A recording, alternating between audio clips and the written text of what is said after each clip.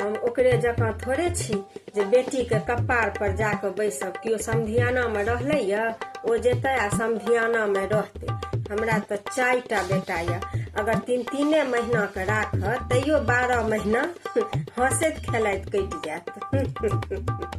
बहिन के कते नीक भेले जे भगवान 4टा बेटा देलखिन। 3 महीना के अगर चारू में रहथिन तहियो बुढ़ापा आराम से निकल जेतै। गुड़िया में, ये गुड़िया में। हाँ बहिन, की भेलन? आबत बैसत। धौर देखथुन टीवी केना के बंद हेतै सेहो ने बुझै छियै। रुकत एक रत्ती, हमरा पहिले ई बंद करऽ दत।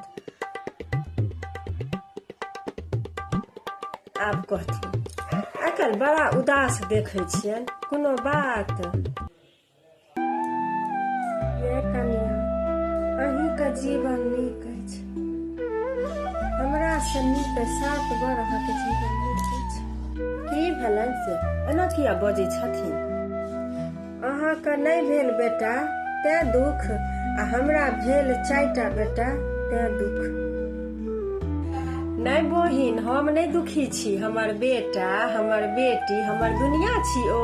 हम बड़ खुश छी, हम नहीं दुखी छी। नहीं ये कनिया, अहाँ ठीके बड़ खुश छी। मुतक राज तो हमरा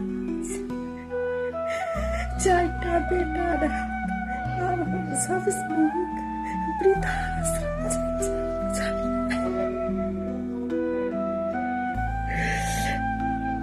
नहीं करियो। वृद्धाश्रम किया जेती? हमरा रहे तो वृद्धाश्रम जेती, से हमरा नीक लागत। बेटा पुतोह न नहीं छन, दियादनी छन न, जे हम खेबै से हिनको खुएबनि, बुझलखिन? तैला वृद्धाश्रम की करे ला जेती?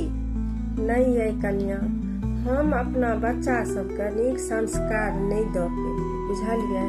आब हम अनाथालय चलि जायब, मुदा एहि घर में नहीं रहब। एहिमे संस्कार के कोनो बाते नहीं छै, बुझलखिन? संस्कार तऽ माय बाप तखन दै छै न जहन धिया पुता छोट छोट रहै छै, आ जहन बच्चा सब पैघ भऽ जाइ छै तखनो कि भरि जीवन माय बाप संस्कारे दैत रहतै। एहिमे हिनकर कोनो दोष नहीं छनि, बुझि गेलखिन? ओहि लए किया वृद्धाश्रम जेती आ अनाथालय चलि जेती?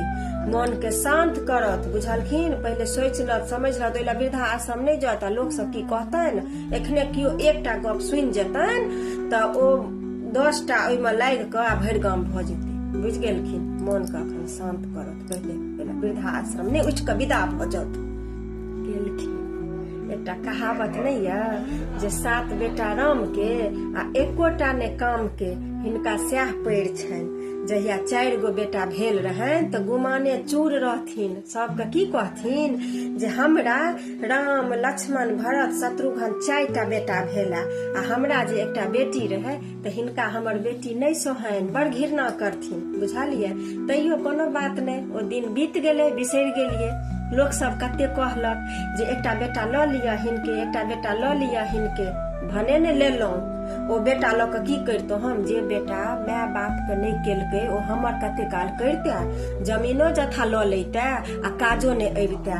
तैं कहै छै जे कतबो बेटा भऽ जाय मुदा एकटा बेटी रहनाइ बड्ड जरूरी छै। मगर हमरा भगवान एकटा बेटिएटा देलथि तो हमर बेटा बेटी हमर गुमान छी, हमर सब चीज छी, बुझि गेलियै?